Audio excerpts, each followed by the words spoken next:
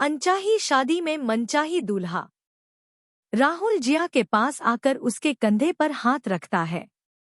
जिया राहुल के गले लग जाती है और रोते हुए राहुल, मेरी वजह से आज ईशा इतनी तकलीफ में है। राहुल के आंख से भी आंसू बहने लगते हैं, पर वो अभी कमजोर नहीं पड़ना चाहता था। अपने आंसू पोंछकर जिया को चुप करवाता है। जिया के कंधे पर अपना हाथ रखकर, जिया, हमें इस मुश्किल घड़ी में रोना नहीं है। बड़े पापा, बड़ी माँ, इन सब को हिम्मत देनी है और हमारी ईशु को कुछ नहीं होगा तो चिंता मत कर, वो सही सलामत घर आ जाएगी। तेरी वजह से कुछ भी नहीं हुआ, हमारी ईशु के किस्मत ही ऐसी है, पता नहीं क्यों भगवान ने सारी बेकार किस्मत उसकी झोली में ही डाल दी। फिर जिया की तरफ देखकर, तू नीचे चल, कुछ खाने को बना दे, सबको कुछ खिला देते हैं, नहीं तो वापस आकर ईशु हम दोनों को डांट ही खिलाएगी। जिया मुस्करा जाती है। जिया नीचे चली जाती है। राहुल छत पर रोने लगता है। ऊपर आसमान में देखकर, क्यों आप मेरी बहन को खुश नहीं रहने देते? क्या बिगाड़ा है उसने आपका? ईशा इधर उधर कुछ निकलने का रास्ता ढूंढती है। उसे थोड़ी ऊंचाई पर एक खिड़की दिखाई देती है, पर उसके हाथ पैर बंधे होने के कारण वो क्या कर सकती थी। ईशा अपने साइड दिखती है जहां थोड़ी नुकीले हुक होते हैं। ईशा खिसक कर जाती है और अपने हाथ की रस्सी को वहां रगड़ती है। जिया किचन से बाहर आकर 2 प्लेट खाना लेकर आती है। राहुल भी नीचे चला आता है। जिया राहुल की तरफ देखकर, राहुल, हाँ, मैं सर हिला देता है। राहुल आलोक जी के पास बैठकर, बड़े पापा आप कुछ खा लीजिए, थोड़ा सा ही, आपको दवाई भी लेनी है, प्लीज बड़े पापा। आलोक जी कुछ नहीं बोलते हैं, उठकर कमरे की तरफ बढ़ जाते हैं। सभी परेशान हो जाते हैं।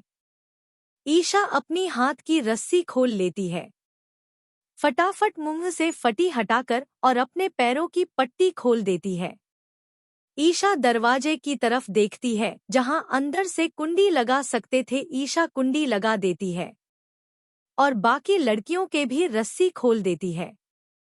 इंस्पेक्टर अभिलाष जी और सौरभ जी के पास आकर, हमें सूचना मिली है, आगे एक घर है जहां हो सकता है गैरकानूनी काम चल सकता है, और ईशा जी का ट्रैकिंग भी वही बता रहा था, हमें वहां चलना चाहिए। सभी वापस गाड़ी में बैठ जाते हैं। एक मोटी औरत और एक लड़का और एक आदमी जोर जोर से गुस्सा करते हुए आलोक जी के घर आते हैं।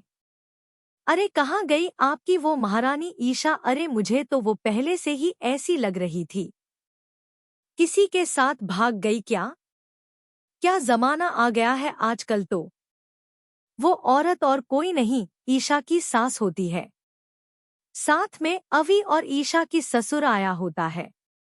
अनिता जी और रमा जी ईशा की सास के पास आकर, समधन जी, हमारी ईशु ऐसी बिल्कुल नहीं है, उसमें अच्छे घर के संस्कार है। ओहो, किस घर के अच्छे संस्कार आपके यहाँ? फिर उस कीटाणु के ईशा की सास इतना ही बोलती है। इतने में जोर से आवाज आती है, बस बहुत हो गया। अब सभी उस तरफ देखते हैं। आलोक जी होते हैं जो सीढ़ियों में खड़े यह बात सुन लेते हैं। आलोक जी नीचे उतरकर ईशा के ससुराल वालों के पास आते हैं।